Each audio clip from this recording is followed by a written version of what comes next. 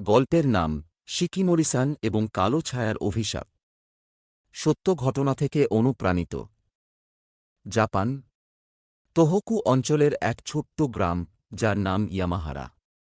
বরফে ঢাকা সেই গ্রাম যেন সারা বছরই নিস্তব্ধ। সেদিন ছিল 1978 সালের ডিসেম্বর মাস। চারপাশে কেবলই সাদা তুষার। ইয়ামাহারায় একটা পুরনো কাঠের বাড়ি। সেই বাড়িতে একা থাকতেন শিকিমোরি-সান, বয়স প্রায় 80-র কোঠায়। মানুষ তাকে ভয় পেত। গ্রামের লোকেরা ফিসফিস করে বলত, শিকিমোরি-সানের কাছে নাকি কালো কাগজ আছে।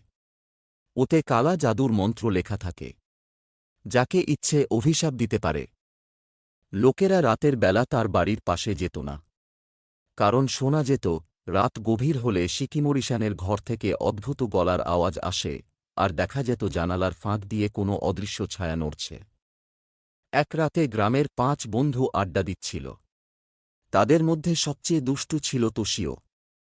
সে জিদ করল, আমি প্রমাণ করব শিকিমোরি-সানের কোনো জাদু নেই।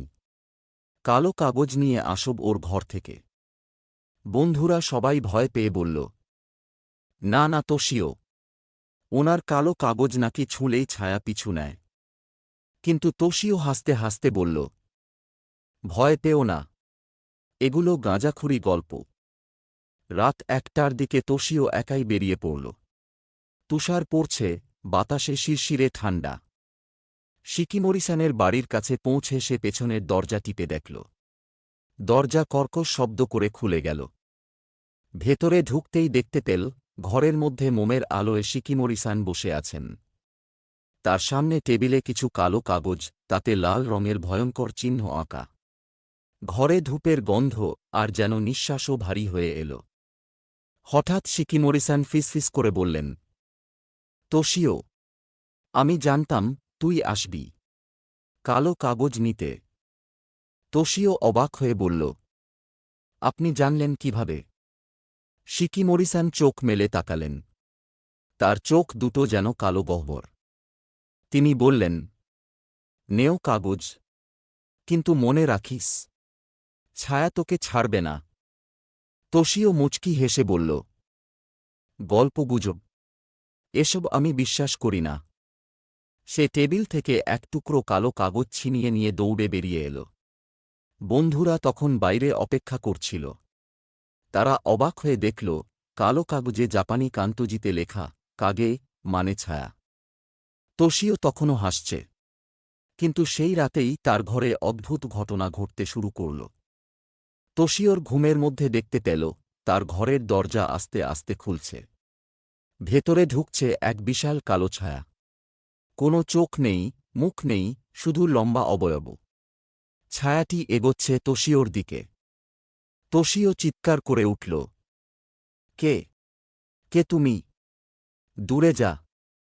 কিন্তু ছায়া কণ্ঠস্বর ছাড়া শুধু ফিসফিস করে বলল, আমি তো তোর ছায়া। তোশিও ঘুম থেকে লাফিয়ে উঠল। কিন্তু ভয়ঙ্কর ব্যাপার হল, ঘুম ভাঙার পরও দেখতে পেল সেই ছায়া তার ঘরের কোণে দাঁড়িয়ে আছে। পরদিন সকালেই তোশিও অসুস্থ হয়ে পড়ল। মুখে কেবল একটাই কথা, ছায়া, ছায়া আমাকে ছাড়ছে না। চোখ দুটো কালো গহ্বর। গ্রামের লোকেরা শিকিমোরি-সানের কাছে দৌড়ে গেল। বৃদ্ধা ধীরে ধীরে বললেন, ছেলেটি কালো কাগজ নিয়েছে। এখন ছায়া তার সঙ্গে লেগে গেছে। কাগজ ফেরত দিতে হবে, না হলে ও পাগল হয়ে যাবে। বন্ধুরা মিলে সেই কালো কাগজ শিকিমোরি-সানের কাছে ফিরিয়ে আনল। শিকিমোরি-সান সেই কাগজ আগুনে পুড়িয়ে দিলেন।